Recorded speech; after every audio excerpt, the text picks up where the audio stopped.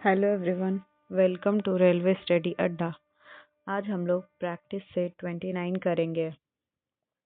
चलिए question number 1 पे आते हैं। क्वेश्चन नंबर 1 में कह रहा है किसी वस्तु के द्रव्यमान का मापन किसका मापन कहलाता है। ऑप्शन नंबर ए त्वरण, ऑप्शन नंबर बी जड़त्व, ऑप्शन नंबर सी संवेग, ऑप्शन नंबर डी गति। तो इसका सही जवाब हो जाएगा ऑप्शन नंबर बी जड़त्व। इसका क्या है, बिल्कुल सही जवाब है। यानी द्रव्यमान का मापन कौन करता है, तो जड़त्व।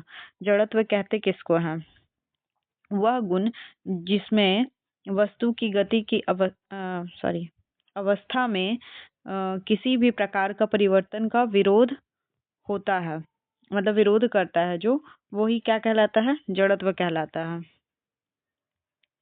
जड़त्व वैसा गुण को कहेंगे जिसके कारण किसी भी वस्तु में बिना दिशा बदले हुए एक सरल दिशा में और एक ही वेग से वो क्या हो चलती रहे, वो जड़त्व कहलाएगा। इसको ध्यान रखना है। अब हम लोग क्वेश्चन नंबर 2 पे आते हैं। क्वेश्चन नंबर 2 में कह रहा है सेल्सियस एवं फ़ारेनहाइट स्केलों पर किस तापमान पर एक समान पठन दर्शाएगा। Option number A 100 degree, option number B 0 degree, option number C -40 degree, option number D 40 degree. तो इसका सही जवाब हो जाएगा option number C 40 degree -40 degree. इसका क्या है, बिल्कुल सही जवाब है। तो इसको दर्शाने के लिए एक फॉर्मूला होगा, जैसे सेल्सियस और फ़ारेनहाइट के बीच C बटे में 5 इज इक्वल टू F -32 बटे में 9। अब अगर इसको इधर ले जाइए, इसको इधर ले जाइए, या मतलब कि सेल्सियस को ही हम लोग फ़ारेनहाइट में भी लिख देंगे, तो यहाँ पे F की जगह पे C 9, C बराबर हो जाएगा 5C -32। ये 32 इधर या जो भी लिखना है, 9 इधर आकर के माइनस होगा तो 4C बराबर -32। सॉरी, ये जाके यहाँ पे मल्टीप्लाई होगा ना 32 से, यहाँ पे लो भूल गए।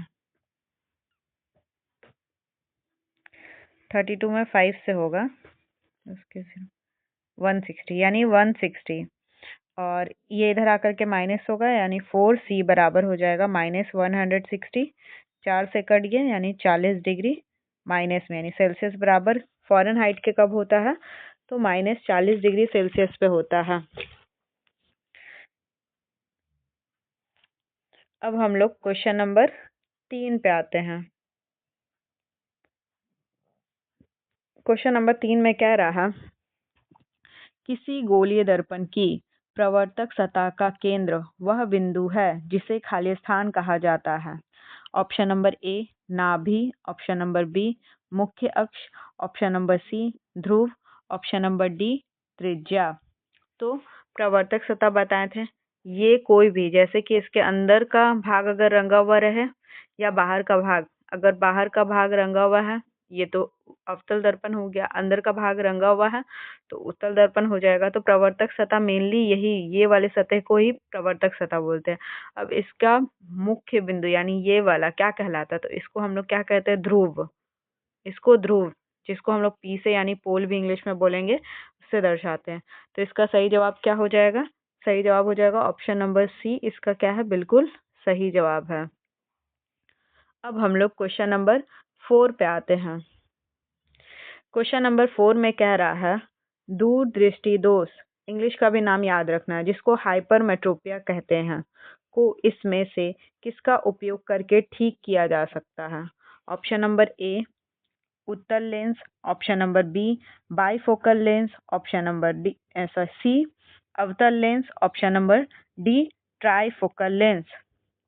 तो इसका सही जवाब हो जाएगा ऑप्शन नंबर ए उत्तल लेंस। इसका क्या है, बिल्कुल सही जवाब है। यानी कि दूरदृष्टि दोष, दूरदृष्टि दोष किसको बोलेंगे, जब हम लोगों को दूर की वस्तु स्पष्ट दिखाई दे, लेकिन नजदीक की वस्तु में क्या धुंधली दिखाई दे या सही तरीके से नहीं दिखाई दे, तो इसका हम लोग निदान करने के लिए हम लोग उत्तल लेंस का यूज करते हैं।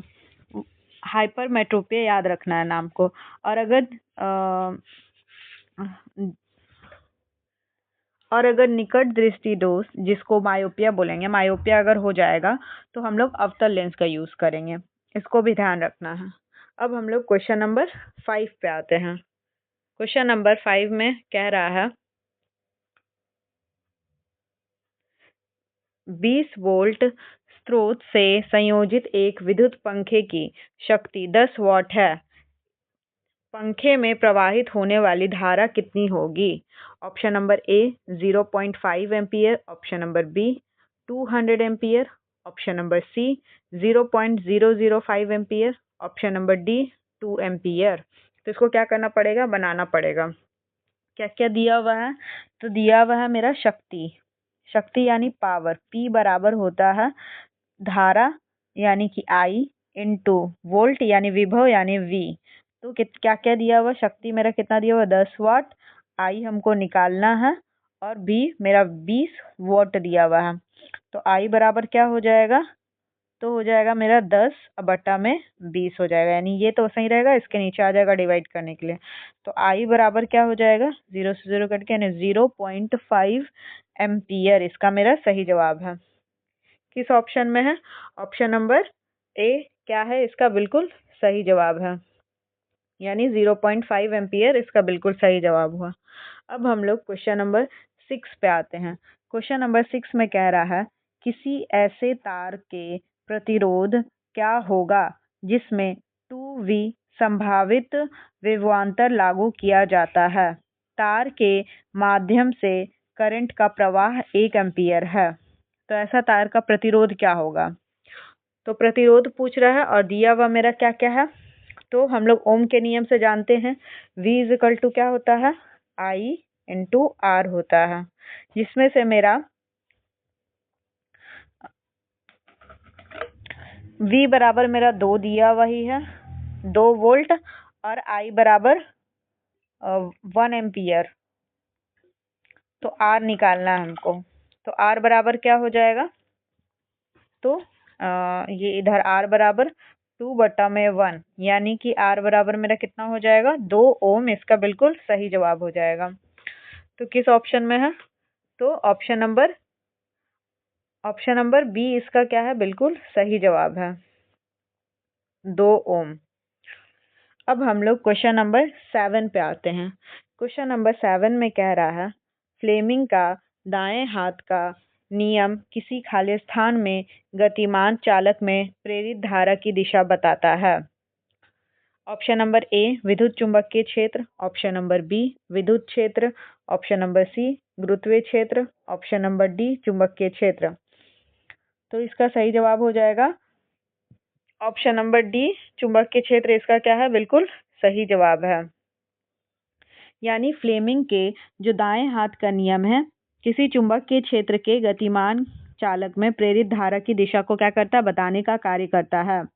फ्लेमिंग के दाएं हाथ के नियम के अनुसार जो 3 उंगलियों का जो यूज किया जाता है, जैसे मध्यमा, तर्जनी और तर्जनी जो बीच वाला हुआ, मतलब बीच वाला नहीं, कैसे बताएं, बना ही दे रहे हैं इस टाइप से, ऐसे, और ये ऐसे, और ये ऐसे, इस टाइप से।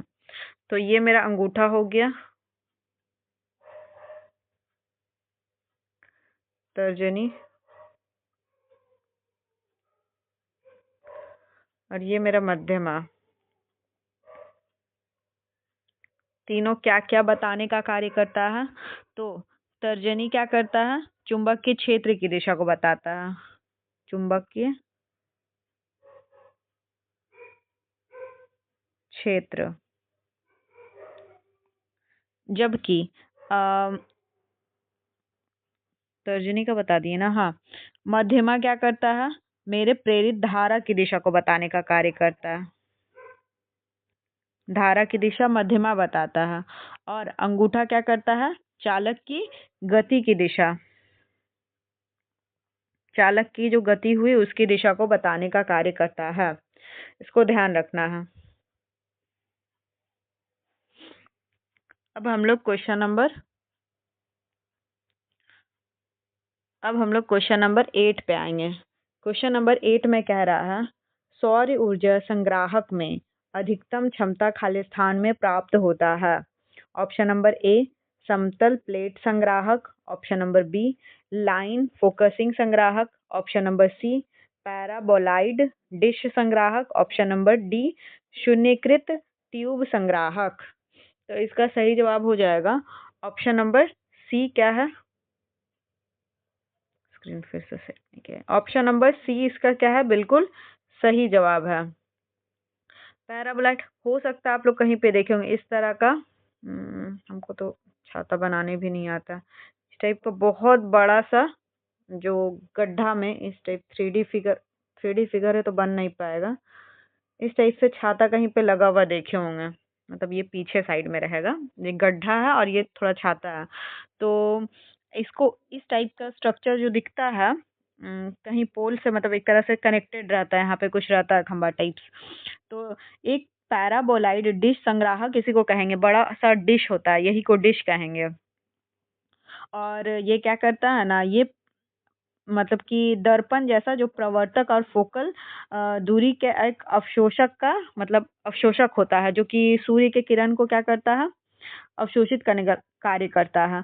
तो ये 1000 से ऊपर क्या करता है, डिग्री सेल्सियस यानी हीट को एक तरह से रिसीव कर सकता है। तो यही क्वेश्चन में बोल रहा था। क्वेश्चन में क्या कह रहा था? हाँ, अधिकतम क्षमता किसमें होती है? तो ऑप्शन नंबर सी पैराबोलाइडिक डिश संग्राहक में होती है। अब हम लोग क्वेश्चन नंबर 9 में आएंगे। क्वेश्चन नंबर 9 कह रहा है इनमें से कौन सा उत्तक उत्तकों की मरम्मत में मदद करता है? ऑप्शन नंबर ए उपास्थि, ऑप्शन नंबर बी कंडरा, option number C areolar, option number D स्नायु। तो इसका सही जवाब हो जाएगा ऑप्शन नंबर सी एरियोलर। क्या है इसका? बिल्कुल सही जवाब है। एरियोलर कैसा टिश्यू हुआ, मतलब कैसा उत्तक हुआ? तो ये एक कनेक्टिव टिश्यू जिसको संयोजी उत्तक कहते हैं उसी का एक भाग होता है। और ये क्या करता है हम लोग के शरीर में यानी उत्तक की मरम्मत करने में क्या करता है, हेल्प करता है। अब हम लोग क्वेश्चन नंबर 10 पे आएंगे। क्वेश्चन नंबर 10 में कह रहा है प्रोटीन संश्लेषण में क्षार इवेंट में से एक खाली स्थान का निर्माण होता है। ऑप्शन नंबर ए डीएनए प्रति, ऑप्शन नंबर बी आरएनए प्रति, ऑप्शन नंबर सी एमआरएनए प्रति, ऑप्शन नंबर डी डीएनए और आरएनए प्रति। तो इसका सही जवाब क्या हो जाएगा? इसका सही जवाब हो जाएगा ऑप्शन नंबर सी एमआरएनए प्रति। इसका सही जवाब है, यानी क्षार इवेंट में से प्रोटीन संश्लेषण में कौन करता है? तो एमआरएनए प्रोटीन संश्लेषण का कार्य करता है। अब इसको थोड़ा समझाने के लिए एक थोड़ा सा समझिए, डीएनए और आरएनए क्या है? आरएनए दोनों एक तरह का क्या होता है, एक तरह का मतलब न्यूक्लिक एसिड हुआ। ये सभी जीव में पाया जाता है और आनुवांशिक पदार्थ होता है डीएनए, यानी कि एक मतलब कि एक फैमिली से दूसरे फैमिली में जाने का कार्य होता है, इसमें होता है। जबकि ये एक तरह का सभी जीव में पाया जाता है, ये एक तरह का वायरस का आनुवांशिक पदार्थ होता है, वायरस का। इसकी किस किस चीजों से मिलकर बना होता है? तो डीएनए में क्या पाया जाता है? न्यूक्लिक अम्ल पाया जाता है। और न्यूक्लिक अम्ल में बहुत सारा चीज पाया जाता है, जैसे कि कार्बन होता है, हाइड्रोजन होता है, ऑक्सीजन होता है, नाइट्रोजन होता है, फास्फोरस होता है। और अगर देखा जाए तो न्यूक्लिक अम्ल में बहुत सारा न्यूक्लियोटाइड होता है। उसी न्यूक्लियोटाइड को भी हम लोग 3 पार्ट में बांट देते हैं। एक में मतलब न्यूक्लियोटाइड में क्या पाया जाता है? और शुगर पाया जाता है, फॉस्फेट पाया जाता है और नाइट्रोजनस बेस पाया जाता है। शुगर में क्या पाया जाता है? तो शुगर में डीऑक्सीराइबोज और राइबोज 2 चीज पाया जाता है। जबकि नाइट्रोजनी बेस में भी क्या होता है? 2 प्रकार से नाइट्रोजनी बेस को बांट देते हैं हम लोग। एक हो जाता है प्यूरिन, एक होता है पायरीमेडीन। प्यूरिन में भी दो तरह का पाया जाता है, एडिनिन और गुआनिन। पायरिमिडीन में साइटोसिन, थाइमीन और यूरासिल पाया जाता है। इतना को ध्यान रखना है, उतना को लिखेंगे, यहाँ पे लिखा नहीं पाएगा, इसीलिए बस बोल दे रहा है, तो ध्यान से सुन लीजिएगा। अब कौन किसके साथ मतलब कि अगर बोला जाए डीएनए में, अगर बोला जाए तो नाइट्रोजनी क्षार कौन कौन सा हो जाएगा? एडिनिन, स्पेलिंग गलत हो गया, ADNINE, एडिनिन, गुआ, हिंदी में ही लिख दे रहा,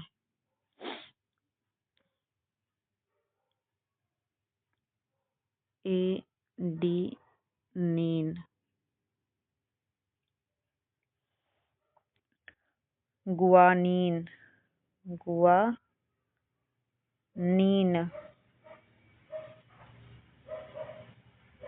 साइटोसिन और थायमीन।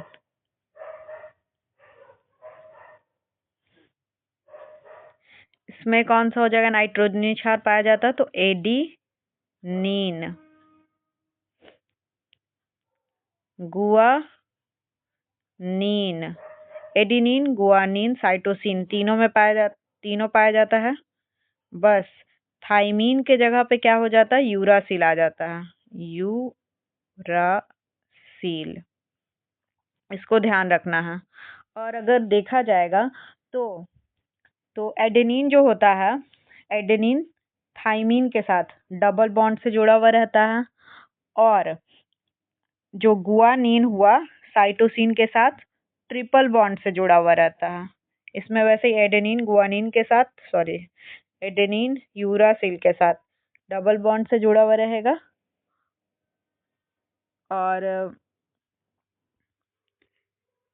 ये वाला, हाँ, इतना तो क्लियर हो गया है। अब आरएनए के बारे में थोड़ा बताते हैं। आरएनए कितने प्रकार का होता है? तो 3 प्रकार का होता है। एक होता है आरएनए, स्मॉल आर होता है, RNA।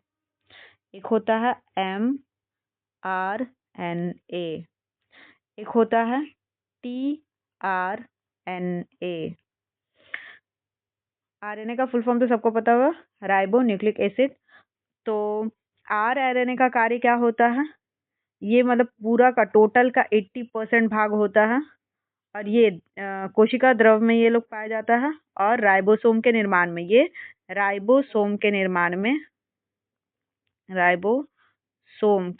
में सहायक होता है। जबकि mRNA ये डीएनए से बनता है, और कोशिका द्रव में अमीनो अम्ल के द्वारा क्या करता है? प्रोटीन का संश्लेषण करता है। और ये क्या करता है? ये प्रोटीन को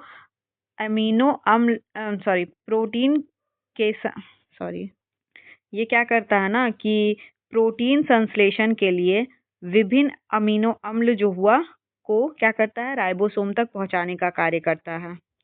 यानी इसी प्रोटीन संश्लेषण के लिए विभिन्न अमीनो अम्ल जो होता है उसको राइबोसोम तक क्या करता है? पहुंचाने का कार्य करता है। तो इसे ऐसे भी याद रखना है, ट्रांसफर करने का कार्य करता है ये।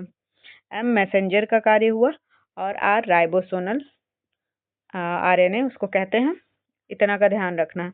तो यहाँ पे प्रोटीन के संश्लेषण का पूछ रहा था, तो मैसेंजर आरएनए प्रति हो जाएगा, ये इसका सही जवाब हो जाएगा। अब हम लोग क्वेश्चन नंबर 11 में आते हैं। क्वेश्चन नंबर 11 में बोल रहा है, जीवन की उत्पत्ति के बारे में आपेरिन का सिद्धांत किससे संबंधित है? ऑप्शन नंबर ए रासायनिक विकास, ऑप्शन नंबर बी भौतिक विकास, ऑप्शन नंबर सी जैविक विकास, ऑप्शन नंबर डी कृत्रिम विकास। तो इसका सही जवाब हो जाएगा 11 का ऑप्शन नंबर ए रासायनिक विकास। इसका क्या है? बिल्कुल सही जवाब है। अब हम लोग क्वेश्चन नंबर 12 पे आएंगे।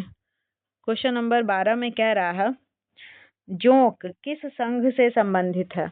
Option number A Annelida, option number B Platyhelminthes, option number C Mollusca, option number D Protochordata. तो इसका सही जवाब हो जाएगा ऑप्शन नंबर ए एनेलिडा, इसका बिल्कुल सही जवाब है। एनेलिडा संघ वाले जो जीव होते हैं ये कैसे होते हैं, उभयलिंगी होते हैं। इनका शरीर जो होता है लंबा होता है और खंड में विभक्त रहता है, इसको ध्यान रखना है। अब हम लोग क्वेश्चन नंबर 13 पे आते हैं। क्वेश्चन नंबर 13 में कह रहा है निम्न में से किन प्राणियों में पूरे शरीर में रक्त प्रवाह के लिए प्रत्येक चक्र के दौरान रक्त केवल एक बार हृदय से होकर गुजरता है। तो इसका ऑप्शन है ऑप्शन नंबर ए सरीसृप, ऑप्शन नंबर बी पक्षी, ऑप्शन नंबर सी मत्स्य, ऑप्शन नंबर डी स्तनधारी। तो इसका सही जवाब हो जाएगा ऑप्शन नंबर सी मत्स्य, इसका बिल्कुल सही जवाब है। मत्स्य वर्ग में पूरे मतलब कि मत्स्य वर्ग के शरीर प्राणी का जो शरीर हुआ, रक्त का प्रवाह पूरे शरीर से के प्रत्येक चक्र के दौरान रक्त केवल एक बार क्या होता है, हृदय से होकर गुजरता है। इसके कुछ प्राणी जैसे शार्क हो जाएगा, वेल मछली, इसमें इसका एग्जाम्पल हो जाएगा। अब हम लोग क्वेश्चन नंबर 14 पे आते हैं। क्वेश्चन नंबर 14 में कह रहा है मनुष्य में समान प्रकुंचन तथा अनुशीतलन, यहाँ पे दिख नहीं रहा, अनुशीतलन दाब कितना होता है। ऑप्शन नंबर ए 133 mmHg बटा में सिर्फ 80 mmHg। Option number B 130 mmHg बटा में 90 mmHg। Option number C 120 mmHg बटा में 90 mmHg। Option number D 120 mmHg बटा में सिर्फ 80 mmHg। तो इसका सही जवाब हो जाएगा ऑप्शन नंबर डी, इसका क्या है, बिल्कुल सही जवाब है। अब हम लोग क्वेश्चन नंबर 15 पे आते हैं। क्वेश्चन नंबर 15 में कह रहे हैं ट्रैकिया मानव शरीर के किस तंत्र का भाग है। ऑप्शन नंबर ए हृदय तंत्र, ऑप्शन नंबर बी श्वसन तंत्र, ऑप्शन नंबर सी उत्सर्जन तंत्र, ऑप्शन नंबर डी पाचन तंत्र। तो ट्रैकिया का देखा जाए तो किसका भाग हुआ, ऑप्शन नंबर बी श्वसन तंत्र का भाग होता है। श्वसन तंत्र में कौन कौन सा अंग आ जाता है, तो नासिका आ जाएगा, यानी जो नाक वाला भाग आ जाएगा, ग्रासनी आ जाएगा, लैरिंग्स आ जाएगा, ट्रैकिया, ब्रोंकाई, अब पूरा का पूरा फेफड़ा। ब्रोंकाई जो फेफड़ा बना हुआ रहता है ना, उसमें जो इस टाइप से जो बटा हुआ नीचे में इस टाइप से ब्रांच में जो बटा हुआ रहता है उसको ब्रोंकाई बोलेंगे। आई होप कि सबको क्लियर हो गया होगा। अब हम लोग क्वेश्चन नंबर 16 पे आते हैं। क्वेश्चन नंबर 16 में कह रहा है थायरोक्सिन के संश्लेषण के लिए आवश्यक है। ऑप्शन नंबर ए लोहा, option number B iodine, option number C sodium, option number D calcium. तो इसका सही जवाब हो जाएगा option number B iodine thyroxine के लिए क्या है, संश्लेषण के लिए आवश्यक है। थायरोक्सिन क्या होता है, तो प्राथमिक हार्मोन होता है, इस जिससे थायराइड ग्रंथि का क्या होता है, स्रावन होता है। तो थायरोक्सिन को मतलब उपापचय को नियंत्रित करने के लिए महत्वपूर्ण भूमिका निभाता है, जो आयोडीन निभाता है, इसको ध्यान रखना है। अब हम लोग क्वेश्चन नंबर 17 में आते हैं। क्वेश्चन नंबर 17 में कह रहा है भारतीय उपमहाद्वीप में पाए जाने वाले किस पौधे का वास्तविक नाम ब्यूटिया मोनास्पर्मा है। ऑप्शन नंबर ए शिरीष, ऑप्शन नंबर बी नीम, ऑप्शन नंबर सी पलाश, ऑप्शन नंबर डी पीपल। तो इसका सही जवाब हो जाएगा ऑप्शन नंबर सी पलाश, इसका क्या है, बिल्कुल सही जवाब है। यानी पलाश को हम लोग क्या बोलेंगे, ब्यूटिमा मोनोस्पर्मा कहा जाता है। रासायनिक नाम कुछ का नाम जान लीजिए, जैसे नीम का क्या कहा जाता है, तो एजा डिरेक्टा इंडिका, एजा डिरेक्टा इंडिका कहा जाता है। और अगर देखा जाए तो पीपल का तो फाइकस रेलिजियोसा कहा जाता है। अब हम लोग क्वेश्चन नंबर 18 पे आते हैं। क्वेश्चन नंबर 18 में कह रहा है खाली स्थान अंगों के अंदर की जगह भरता है और आंतरिक अंगों को सहयोग प्रदान करता है तथा ऊतक की मरम्मत में क्या करता है, मदद करता है। तो ऑप्शन नंबर ए शिरा, ऑप्शन नंबर बी वसा, ऑप्शन नंबर सी स्नायु बंधन, ऑप्शन नंबर डी एरियोलर। तो इसका सही जवाब क्या हो जाएगा, ऑप्शन नंबर डी एरियोलर क्या है इसका बिल्कुल सही जवाब है, क्योंकि अभी थोड़ा देर पहले भी तो हम लोग यही पढ़े, इसको उतना एक्सप्लेन नहीं करना है। अब हम लोग क्वेश्चन नंबर 19 पे आते हैं। क्वेश्चन नंबर 19 में कह रहा है निम्न धातुओं को अभिक्रियाशीलता के अनुसार अवरोही क्रम में व्यवस्थित कीजिए। Potassium, sodium, zinc, copper, Hg मतलब पारा और Ag मतलब चांदी। तो इसको करना है हम लोगों को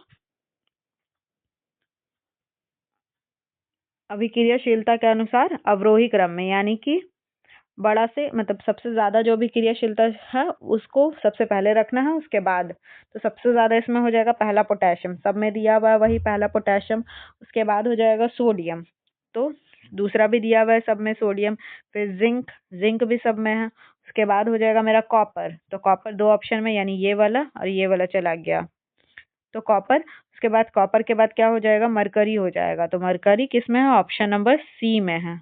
उसके बाद एजी यानी सिल्वर, इसका यानी हाईली रिएक्टिव किसको कहेंगे, तो पोटेशियम को कहेंगे, इसको ध्यान रखना है। ऑप्शन नंबर सी इसका बिल्कुल सही जवाब है। अब हम लोग क्वेश्चन नंबर 20 पे आते हैं। क्वेश्चन नंबर 20 में कह रहा है इनमें से किस तत्व का घनत्व अधिकतम है। Option number A platinum, option number B osmium, option number C पारा, ऑप्शन नंबर डी लेड। तो इसका सही जवाब हो जाएगा ऑप्शन नंबर बी ऑस्मियम क्या है इसका सही जवाब है। तो कुछ कुछ का ऐसा है जिसको ध्यान रखना पड़ेगा, रेयर चांस है क्योंकि घनत्व याद रखना मतलब कि ज्यादा हार्ड होता है, तो इसको तो ध्यान कुछ ही का है ऐसा जिसको ध्यान रखना पड़ेगा। 21.45 है, ऑस्मियम का कितना है तो 22.59 है, इन चारों में ही पूछ रहा है बस।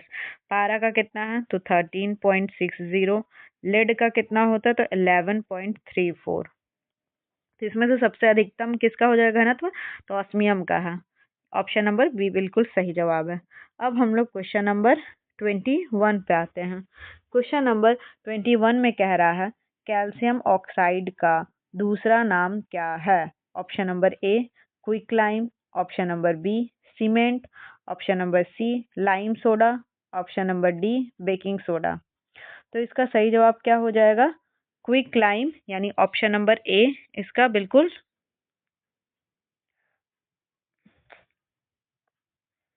ऑप्शन नंबर ए इसका क्या है बिल्कुल सही जवाब है, यानी क्विकलाइम कैल्शियम ऑक्साइड का दूसरा नाम है। अब हम लोग क्वेश्चन नंबर 22 पे आएंगे। क्वेश्चन नंबर 22 में कह रहा है दलदल एवं धान के खेतों में धान के खेतों से इनमें से कौन सी गैस उत्सर्जित होती है। Option number A helium, option number B methane, option number C oxygen, option number D nitrogen. तो इसका सही जवाब क्या हो जाएगा, ऑप्शन नंबर बी मीथेन क्या है इसका बिल्कुल सही जवाब है, यानी कि दलदल एवं धान के खेत से मीथेन गैस निकलता है। अब हम लोग क्वेश्चन नंबर 23 पे आते हैं। क्वेश्चन नंबर 23 में कह रहा है एथेनॉल का सूत्र खालिस्तान है। Option number A CH5OH, option number B C2H6OH, option number C CH3CH2OH2, option number D C2H5OH। तो इसका सही जवाब हो जाएगा ऑप्शन नंबर डी C2H5OH, इसका बिल्कुल सही जवाब है। मीथ ईथ अगर कार्बन की मात्रा एक रहती तो सी का सिर्फ लेते, एथ है यानी C2H5OH।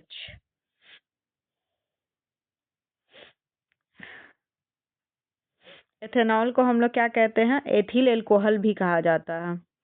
शराब मतलब ये शराब में मादक द्रव्य होता है जो उसमें पाया जाता है और ये थोड़ा खतरनाक होता है। अब हम लोग क्वेश्चन नंबर 24 पे आते हैं। क्वेश्चन नंबर 24 में कह रहा है कि जिस रासायनिक अभिक्रिया में ऊष्मा निकलती है उसे खाली स्थान अभिक्रिया कहा जाता है?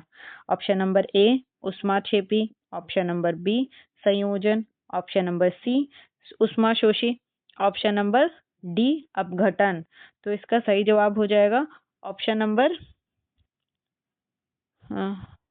ऊष्मा निकलती है बोल रहा है ना, हाँ, तो इसका सही जवाब हो जाएगा ऑप्शन नंबर ए ऊष्माक्षेपी। इसका बिल्कुल सही जवाब है। अगर जिसमें हम लोग ऊष्मा देते हैं उसको ऊष्माशोषी कहते हैं।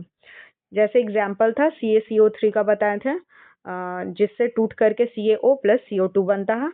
और अगर ऊष्माक्षेपी का बोलेगा तो बहुत सारे इसका एग्जाम्पल हो जाएगा। जैसे हम लोग बर्फ को पिघलाते हैं तो जल का वाष्पन, प्रकाश संश्लेषण की जो क्रिया हो रही है, तो ये सब किसके द्वारा, मतलब इसमें कौन सा अभिक्रिया हो रहा है, तो ऊष्माक्षेपी अभिक्रिया हो रहा है। अब हम लोग इस सेशन का लास्ट क्वेश्चन 25 पे आते हैं। 25 में कह रहा है कृत्रिम उर्वरक पहली बार खालिस्तान शताब्दी के दौरान निर्मित किए गए थे? ऑप्शन नंबर ए 19वीं, ऑप्शन नंबर बी 16वीं, ऑप्शन नंबर सी 17वीं, ऑप्शन नंबर डी 18वीं। तो इसका सही जवाब क्या हो जाएगा? तो इसका सही जवाब है ऑप्शन नंबर ए 19वीं, यानी कि 19वीं सदी में क्या गया, कृत्रिम रासायन उर्वरक को क्या किया गया है, बनाया गया है। तो बनाया किसके द्वारा गया? कृषि रसायन शास्त्री जॉन बेनोट लॉज ने इनको क्या किया था, इसका बनाया था पहला बार, जॉन बेनोट लॉज, ध्यान रखना है। अगर वीडियो पसंद आ रहा है तो वीडियो को लाइक करें, चैनल को सब्सक्राइब करें। ऐसे और वीडियो देखने के लिए सब्सक्राइब के साथ साथ बेल आइकन का घंटी भी दबा लें। और अगर किसी को कुछ दिक्कत हो रहा है तो वो कमेंट सेक्शन में कमेंट करके पूछ सकते हैं, हम सबका जवाब खुद देंगे।